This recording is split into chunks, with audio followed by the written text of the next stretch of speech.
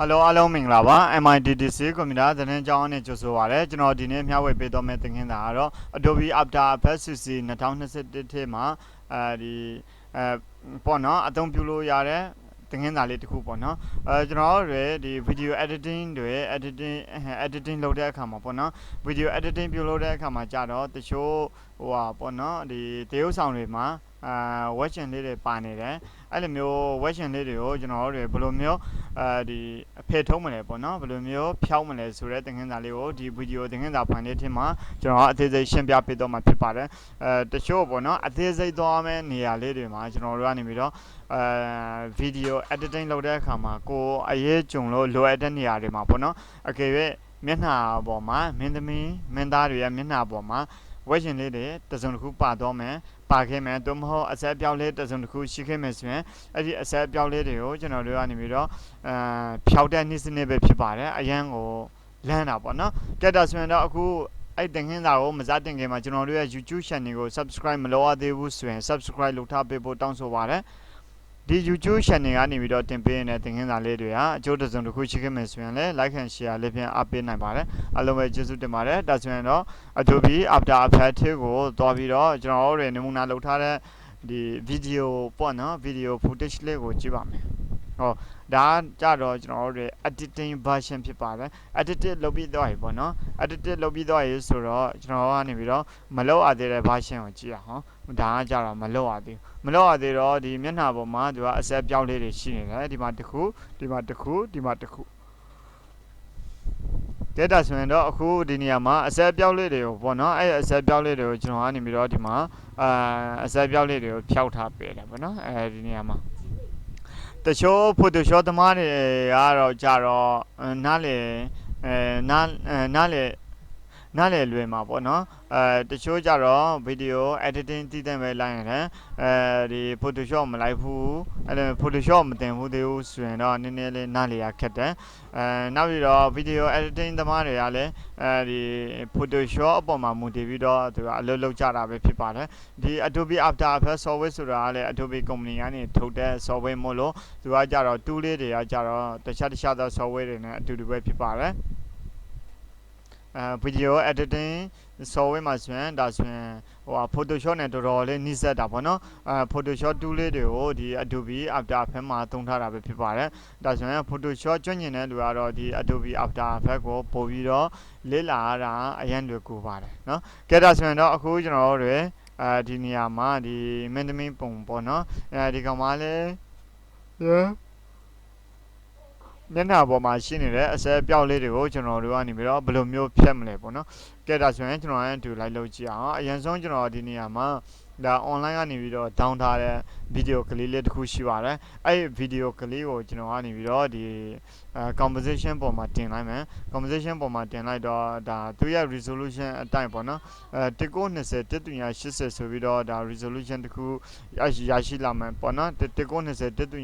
1380 1920ပေါ့နော်1380 1920ဆိုပြီးတော့ဒါ download video ကလေးလေးတစ်ခုရရှိလာမှာဖြစ်ပါတယ်တနည်းပြောရရင် composition တစ်ခုရရှိလာပြီဖြစ်ပါတယ်သူ့ကိုကျွန်တော်တို့ကနေပြီးတော့ဒါသူရဲ့ setting အတိုင်းပဲပေါ့နော်အဲ့နေရာမှာကျွန်တော်တို့သူ့ကိုဘာလုပ်မလဲဆိုတော့ဒီ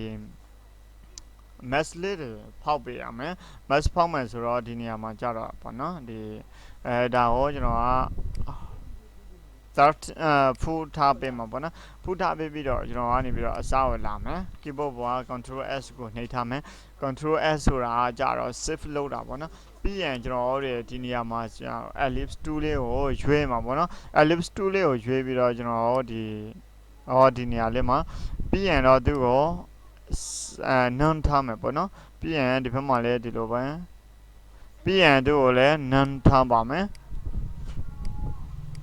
ပြီးရင်နောက်ထပ်တနေရာဒီမှာတနေရာရှိတာပေါ့နော်သူ့ကိုလည်းကျွန်တော်တို့ကနေပြီးတော့ none ထားမယ်ပေါ့နော်ပြီးရင်ဒီ mask လေးတွေဟာကျွန်တော်တို့ဘာလုပ်ဖို့လို့လဲဆိုတော့သူကို right click track mask လုပ်ပါမယ် track mask လုပ်ပြီးတော့ဒီနေရာလေးမှာ mask လေးတွေပေါ့နော်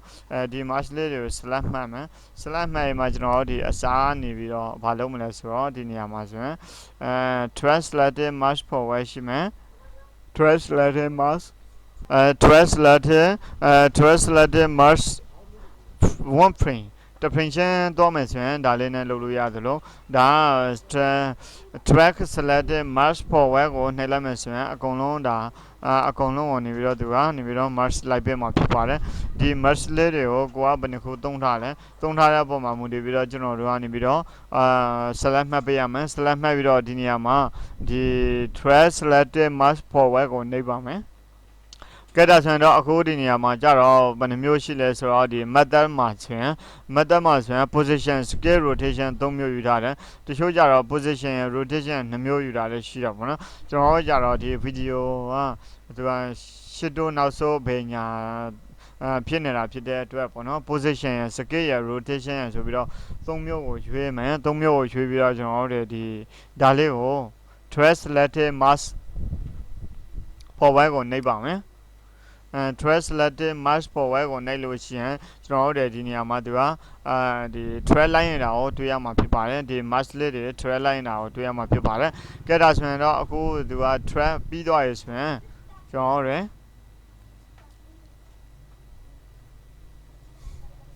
့ဒါဆိုရင်တော့ပြီးတော့ပြီပေါ့နော်ဒါပြီးတော့ပြီဆိုရင်ကျွန်တော်တို့လောလောဆယ်အခုဒီကောင်လေးကကြတော့ကျွန်တော်တို့ keyboard ပေါ်က M ကိုဆက်နှိပ်ပေးရမှာဖြစ်ပါတယ် keyboard ပေါ်က M ကိုဆက်နှိပ်လိုက်လို့ရှိရင်ကျွန်တော်တို့ဒီ mouse အကုန်လုံးကို select မှတ်မယ်ပေါ့နော် mouse အကုန်လုံးကို select မှတ်ပြီးတော့ edit ကနေပြီးတော့ copy ကူးပါမယ် copy ကူးပြီးတော့ကျွန်တော်ဒီနေရာမှာဒီ layer panel မှာ right click ထောက် new ကနေပြီးတော့ဒီနေရာမှာဒါ adjustment layer ကိုနှိပ်ပါမယ်နော် adjustment layer ကိုနှိပ်ပြီးတော့ edit ကနေပြီးတော့ page ချလိုက်မှာပေါ့နော် edit page ချလိုက်လို့ရှိရင်ဒါဆိုရင်ဒီက mesh လေးတွေဟာဒီနေရာကိုသူကဝင်တော့မှာဖြစ်ပါတယ်ကဲဒါဆိုရင်တော့အခုကျွန်တော်တို့ရဲ့ဒီနေရာမှာ mesh လေးတွေရှိနေတယ်ဒီ mesh လေးတွေကိုကျွန်တော်တို့ကမလို့ရှင်ဘူးဆိုရင် delete လုပ်ပလိုက်လို့ရပါတယ်နော်delete ပေါ့နော်ကဲဒါဆိုရင်တော့ဒီမှာ mesh မရှိတော့ဘူးဒီအပေါ်မှာတော့ mesh လေးတွေရှိနေတယ်အဲ့ mesh လေးတွေကိုကျွန်တော်ကနေပြီးတော့ effect ထည့်မှာပေါ့နော်အခုလောလောဆယ်တော့ဗမာလည်းမသိတာသေးဘူးပေါ့နော်ဒီ version လေးတွေကလည်းမပြောက်သေးဘူးပေါ့နော်မပြောက်သေးဘူးဆိုတော့အဲ့နေရာမှာကျွန်တော်ကenter ခောက်ပြီးတော့နာမည်မိမိတို့ကြာနှစ်သက်တဲ့နာမည်ကိုပေးပါမယ် remove acnes remove acnes ပေါ့နော် remove acnes လို့ဖို့ layer ပေါ်မှာကျွန်တော်က effect လေးတွေထည့်မယ် effect ကြတော့ဗာ effect လေးဆိုတော့အဲ့နေရာမှာ first popular effect ထည့်ပါမယ်first popular effect ပေါ့နော် first popular effect ကိုဒီ remove acnes ဆိုတဲ့နေရာမှာထည့်ပါမယ်Blur radius ကိုကျွန်တော်ကနေပြီးတော့20လောက်ထားပေးလိုက်နော် Blur radius ကို20ထားပေးလိုက်တာနဲ့ဒီနေရာမှာသူကဒီလိုမျိုးဖြစ်သွားလိမ့်မယ်နော်ဒါကြတော့တစ်ဆင့်ပေါ့ကျွန်တော်အလုပ်လုပ်တဲ့နေရာမှာတစ်ဆင့်ဖြစ်သွားရင်နော်အဲ့အဆင့်မှာကျွန်တော်ကဘာလုပ်မလဲဆိုတော့ feather keyboard ပေါ် F ကိုနှိပ်လိုက်မယ်keyboard ပေါ် F ကိုနှိပ်တဲ့အခါမှာ feather ဘယ်နှမျိုးရှိလဲဆိုတော့1 2 3 feather 3ခု3နေရာရှိတဲ့အတွက်ပေါ့နော်feather ဆိုတဲ့နေရာမှာကျွန်တော်ကနေပြီးတော့အဲ့ feather တွေကိုကျွန်တော်10လောက်ပဲပေးမယ်ပေါ့နော်10လောက်ပေးမယ်ပေးပြီးရင်ဒါ blur radius ကို20ထားမယ် interactions ကိုကျွန်တော်10လောက်ထားမယ်ပေါ့နော် interactions ကို10လောက်ထားလိုက်လို့ရှိရင်သူကအကယ်၍ interaction များလာလို့ရှိရင်တော့ကျွန်တော်တို့ဒီလိုမျိုးတွေဖြစ်လာလိမ့်မယ်ပေါ့နော်အဲ့လိုဆိုရင် interaction ကို5လောက်ဆိုရင်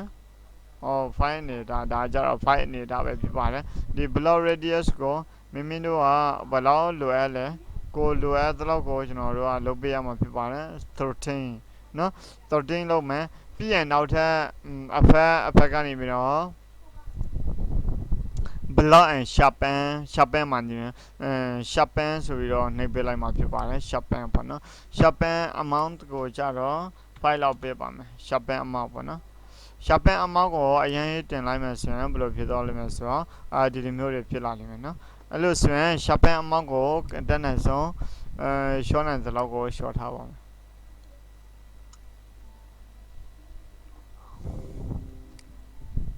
ဒါတော့18အနေထားပဲဖြစ်ပါတယ်အဲ့ဒီနေရာလေးကို remove acnes ဆိုတဲ့နေရာလေးကိုကျွန်တော်ကနေပြီးတော့ဒီနောက်ထပ်အဖက်တစ်ခုထည့်ပါမယ် curves ပေါ့နော်first popular အဖက်တစ်ခုထပ်ထည့်ပါမယ်နော်ဒီနေရာမှာ possible effect ကိုထပ်ထည့်မယ်ပြီးရင်ကျွန်တော်တို့ဒီမှာ mask လုပ်တဲ့နေရာလေးကိုဖြောက်ထားမယ်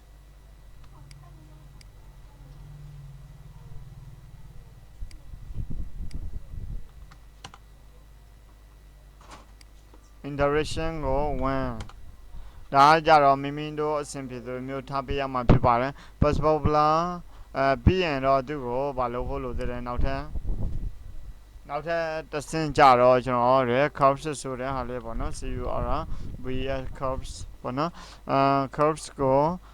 ထည့်လိုက်မယ် curves ကိုထည့်ပြီးတဲ့နောက်ပိုင်းမှာကျွန်တော်နည်းနည်းလေးအလင်းလေးတင်ပေးလိုက်မယ်နော်ပြီးရင်တော့ကျွန်တော်တို့သူ့ကို play ကြည့်ပါမယ်သူ့ကို 100% ထားမယ်ဒါဆိုရင်ဒီအမျိုးသမီးရဲ့မျက်နှာပေါ်မှာဝက်ချင်လေးတွေကိုကျွန်တော်တို့ဖြောက်ပြီးတော့ပြဖြစ်ပါတယ်ဒါကြတာ video editing ပေါ့နော် video edit မှာနေပြီးတော့ဖြောက်တာပေါ့နော်ဒါ Photoshop သမားတွေ photo editing မှာလည်းဖြောက်လို့ရသလို video editing မှာလည်းဒီမျက်နှာပေါ်မှာရှိနေတဲ့အဆက်ပြောက်လေးတွေကိုဖြောက်လို့ရပါတယ်ဒါပုံသူက original အတိုင်းသွားမယ်ဆိုရင်တော့ဒါဒီတိုင်းပေါ့နော်ဝက်ချင်ဒီမှာသုံးလုံးရှိနေတယ်အဲ့ဒီဝက်ချင်လေးတွေကကျွန်တော်တို့အတွက်ကြတော့ဒီ Adobe After Effects မှာဖြောက်ရတာလွယ်တယ်နော်တခြား software တွေမှာတော့ကျွန်တော်မဖြောက်ဘူးပေါ့နော်ဒါဆိုရင် Adobe After Effects က effect တွေအသုံးပြုတဲ့နေရာမှာအရင်ကအသုံးဝင်တဲ့ software တစ်ခုဖြစ်ပါတယ်အဲဒါကြောင့်မလို့မြန်မာနိုင်ငံမှာရုပ်ရှင်လောကကိုတိုးတက်စေချင်တဲ့အရေးအသွေးကောင်းမွန်စေချင်တဲ့ဆိုရင်တော့ Adobe After Effects ကိုတနိုင်ငံလုံး editor တွေကသုံးဖို့လိုပါတယ်တခြား software တွေကလိုလို့ရလားဆိုတော့ရတော့ရတယ်ဒါမှမဟုတ်သူ့လောက်ကြတော့မပီပြင်ဘူးပေါ့နော်မပီပြင်ဘူးအသုံးပြုလို့ရတဲ့ software တွေကလည်းအများကြီးရှိပါတယ်ဥပမာကျွန်တော်တို့ဒီဇာတ်ကားတကားမှာဒီလိုမျိုးအဆက်ပြောက်ပေါ့နော်မျက်နှာပေါ်မှာရှိနေတဲ့အဆက်ပြောက်လေးတွေကိုဖြောက်လို့ရနိုင်တဲ့ software တွေကတော့အများကြီးရှိမယ်ဒါမှမဟုတ်ဒီတကယ်လက်တွေ့မှာဆိုရင် Adobe After Effects လောက်ကြတော့သူကမသေးချာဘူးမစစ်ဆက်ဘူးပေါ့နော်မသေးတတ်ဘူးလို့ပြောမှာပေါ့နော်ကြည့်တာဆိုရင်တော့ Adobe After Effects မှာကြတော့လုံးလို့မရဘူးဆိုတာတော့ဘာမှမရှိပါဘူးအကုန်လုံးလုံးလို့ရတယ်ဒါမှကျွန်တော်တို့ကိုယ်တိုင်တွေကကြွညင်ထားဖို့လိုတာပေါ့နော်ဒီနေ့Adobe After Effects ကိုလေ့လာတယ်ဒီနေ့တော့မတက်နိုင်ဘူးပေါ့နော်ကျွန်တော်တို့ဆိုရင်2016နှစ်ကလေးကနေ Adobe After Effects ကိုစပြီးတော့လေ့လာတယ်ဆိုတော့2016 19 18 19 20 21ဆိုတော့5နှစ်ပေါ့နော်5နှစ်ရှိသွားပြီပေါ့နော်ဒီ Adobe After Effects တစ်မျိုးလေးအဲ့လောက်ထိကြည့်ပြင်းပါတယ်အဲ့ဒါကြောင့်မလို့ဒါဇွဲရှိနဲ့ကျွန်တော်တို့ရဲ့ Adobe After Effects ကိုသင်ယူဖို့လိုပါတယ်အဲ့ဒီခါမှာကျွန်တော်တို့မြန်မာနိုင်ငံဇာတ်ကားလေးတွေဟာနိုင်ငံခြားကိုမိလာမှာဖြစ်ပါတယ်နော်နိုင်ငံခြားကပညာရှင်တွေကိုငှားပြီးတော့ဒီရုပ်ရှင်ရိုက်မှာတော့ဘာလို့လုံမဲ့အစပေါ့နော်ကျွန်တော်တို့ကိုယ်တိုင်ကစူးစမ်းပြီးတော့ရုပ်ရှင်ဇာတ်ကားတွေကိုအရေးအသွေးရှိအရေးအသွေးကောင်းနဲ့လုံနိုင်လို့ရှိရင်တော့ပို့ပြီးတော့နိုင်ငံဝင်ငွေတိုးမှာပေါ့နော်အလုံးပဲကျေးဇူးတင်ပါတယ်ဒါဆိုရင်တော့ဒီသင်ခန်းစာကိုကြိုက်နှစ်သက်လိမ့်မယ်လို့လည်းယုံကြည်ပါတယ်ကျွန်တော်တို့ရဲ့ဒီ YouTube channel မှာတင်ပေးနေတဲ့သင်ခန်းစာလေးတွေကတော့ဒီ playlist မှာဝင်ပြီးတော့ဒါတဘာသာချင်းစီကိုကျွန်တော်တို့လေ့လာလို့ရမှာဖြစ်ပါတယ်နော်ဒါဒီထည့် playlist မှာဆိုရင်အများကြီးကျွန်တော်ဘာသာရဲ့အများကြီးကိုနေပြီးတော့တင်ပေးထားတယ်ဒါအကုန်လုံးနှင်းပါဟာ free 100% ပဲဖြစ်ပါတယ်ဒါတချို့ဒီ YouTube channel ကနေပြီးတော့အချို့တစုံတစ်ခုပေါ့နော်ရှိခဲ့မယ်ဆိုရင် like and share လေးဖြင့်အားပေးနိုင်ပါတယ်အားလုံးပဲကျေးဇူးတင်ပါတယ်နောက်ထပ်ဗီဒီယိုသင်ခန်းစာဖိုင်မှာပြန်လည်ဆုံတွေ့ကြပါမယ်အားလုံး bye bye